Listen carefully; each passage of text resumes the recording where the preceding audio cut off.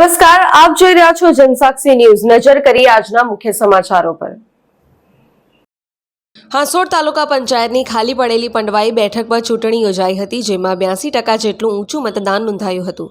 આ ચૂંટણીમાં ભાજપના ઉમેદવાર મનીષ પટેલ અને હાંસોડ તાલુકા કોંગ્રેસના પ્રમુખ વિજયસિંહ ઉર્ફ વલ્લભદાસના પુત્ર ધવલ પટેલે કોંગ્રેસમાંથી ઉમેદવારી નોંધાવી હતી। આ બંને ઉમેદવારો વચ્ચે ખરાખરીનો જંગ ખેલાયો હતો। આજરોજ મામલતદાર કચેરી ખાતે મતગણતરી પ્રક્રિયા હાથ ધરવામાં આવી હતી। ચુસ્ત પોલીસ બંદોબસ્ત વચ્ચે યોજાયેલ મતગણતરી પ્રક્રિયામાં માત્ર 39 મતની પાતળી સરસાઈથી કોંગ્રેસના ઉમેદવાર ધવલ પટેલનો વિજય થયો હતો। વિજેતા ઉમેદવાર કોંગ્રેસના આગેવાનો અને ટેકેદારોએ શુભેચ્છા પાઠવી હતી અને કોંગ્રેસના વિજેતા ઉમેદવાર ધવલ પટેલનું વાજતે ગાજતે વિજય સરઘસ કાઢવામાં આવ્યું હતું। પંડવાઈ પેટા ચૂંટણીમાં આમોદ, ઘોડાદરા અને પંડવાઈ આ ત્રણ ગામના મતદારોએ આ ભાજપના કુશાસન, ધાક ધમકીવાળું શાસન, અત્યાચાર, ભ્રષ્ટાચાર આ બધાના ચારોને દૂર કરી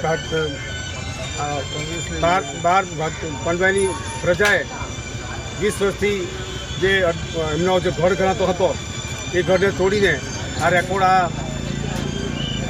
પંડવાઈની પ્રજાએ સમગ્ર ગુજરાતની અંદર પરચો પાડ્યો છે અને અમે ખૂબ ખૂબ અભિનંદન આપીએ છીએ। અને જે પ્રજાએ અમને નામી અનામી અને જે ટેકેદારોએ અને જે મતદારોએ અમારો જે વોટ જંગી બહુમતી જીત્યા છે એમનો ખૂબ ખૂબ આભાર વ્યક્ત કરીએ છીએ। આગામી ચૂંટણીઓમાં ભાજપનો વિકાસ થશે એવી લોકોની લોકવાણી છે। પિન્ટુ મોદી, જનસાક્ષી ન્યૂઝ, અંકલેશ્વર।